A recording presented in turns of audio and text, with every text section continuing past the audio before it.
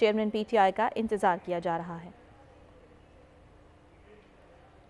शाह महमूद कुरैशी के खिलाफ मुकदमे की समाअत 18 जुलाई तक मुलतवी कर दी गई है। तहकीकात में क्या पेशरफ्त हुई, अदालत ने तफ्तीशी अफसर से इस्तफसार किया है। तफ्तीशी अफसर ने अदालत को ये बताया है कि उनका ट्वीट किया है तहकीकात अभी मुकम्मल नहीं हुई है। शाह महमूद का कोई ट्वीट रिकॉर्ड नहीं है। अली बुखारी की जानिब से ये कहा गया है 17 जुलाई को मुल्तान में मेरे 5 मुकदमात की समाअत है। शाह महमूद कुरैशी की जानिब से अदालत में ये बताया गया आप वहाँ इस्तिस्ना ले लेना, मैं यहाँ कार्रवाई आगे बढ़ाना चाहता हूँ।